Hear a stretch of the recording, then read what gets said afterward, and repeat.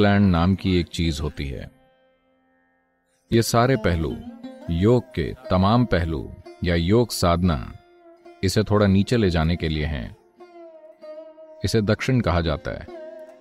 इसे दक्षिण की ओर ले जाना, यह शिव का दक्षिण की ओर घूम जाने का प्रतीक है, क्योंकि उनका तीसरा नेत्र दक्षिण की तरफ घूम गया था। जो चीज यहां ऊपर थी वो दोनों आंखों के बीच नीचे आ गई। जैसे ही वो यहां आई, उन्होंने ऐसी चीजें देखी जो किसी ने कभी नहीं देखी थी।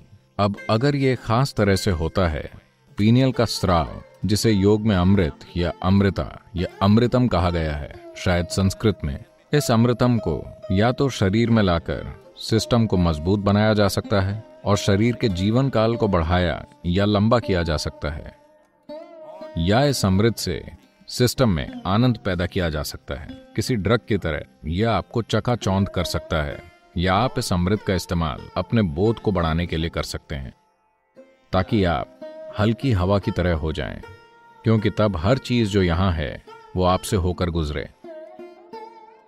अभी हवा सिर्फ आपके नथुनों से होकर गुजरती है, और आप जानते हैं कि अगर ये ना गुजरे तो आप मर जाएंगे। अगर ये हवा कुछ ऐसे गुजरे कि ये आपके ठीक आर पार निकल जाए। आप में से कुछ लोगों ने कभी न कभी महसूस किया होगा, अगर आप बहुत उल्लास में या आनंदित होते हैं, आप हवा में खड़े हो तो ऐसा महसूस हुआ होगा जैसे हवा आपसे होकर गुजर रही है। तब आप 100% पारदर्शी हो जाते हैं। ऐसा इसलिए है क्योंकि आपने अपने अमृत का इस्तेमाल सिस्टम में संवेदनशीलता लाने के लिए किया है। तो ये 3 मूलभूत तरीके हैं। एक है शरीर को मजबूत करना, उसे एक चट्टान की तरह बनाना, जो उस व्यक्ति को एक लंबी उम्र देगा, जिसे अधिकांश लोगों द्वारा सुपर ह्यूमन माना जाता है, या अपने अंदर मदहोशी और आनंद का ऐसा स्तर लाना कि आपको परवाह ही ना हो कि आप कितना लंबा जीते हैं, या खुद को पतली हवा की तरह बनाना ताकि आपका बोध बहुत तीव्र हो जाए, क्योंकि शरीर में कोई प्रतिरोध नहीं है।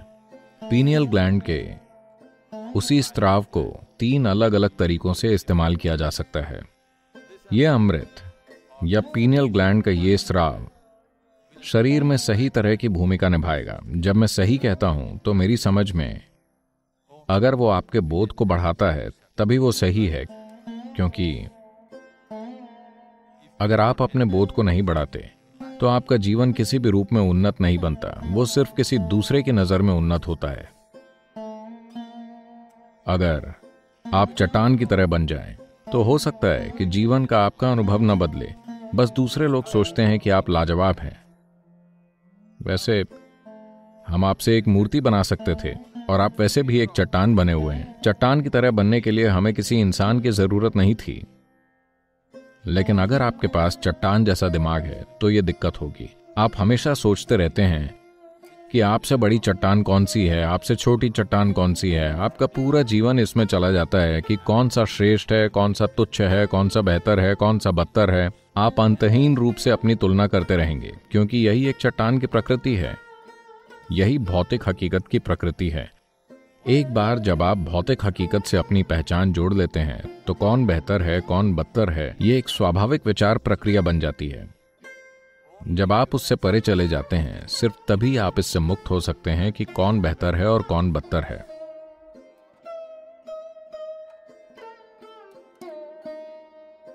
जब कोई अपने मूलाधार पर महारत हासिल कर लेता है, जिसे कायाकल्प कहते हैं, तो आप एक चट्टान की तरह बन जाते हैं। आप शरीर को 1000 साल या उससे भी ज्यादा समय तक बनाए रखना चाहते हैं। जब स्वाधिष्ठान साधना की जाती है तो ऊर्जा का एक विस्फोट होता है। आप एक भगवान को जन्म दे सकते हैं, पर शायद आप अपना शरीर खो बैठें। जब किसी भी ध्वनि को आप मणिपुर पर लाते हैं तो सारा शरीर ही उस ध्वनि से गूंज उठता है। जब कोई अपने अनाहत में सक्रिय हो तो उन्हें आवाजें सुनाई देने लगती हैं। एक ठीक ठाक संतुलित इंसान भी पागल हो सकता है। जैसे ही विशुद्धि सक्रिय होती है, आप तंत्र विद्या करने योग्य हो जाते हैं। बिना शरीर वाले जीव स्वाभाविक रूप से आपके पास आने लगेंगे। आज्ञा मतलब बिल्कुल स्पष्टता है। जिस स्तर की स्वतंत्रता ये आपको देता है वो जबरदस्त है। सहस्रार पूरा पागलपन है। जैसे ही ऊर्जा सहस्रार को स्पर्श करती है, आपसे परमानंद बहने लगता है।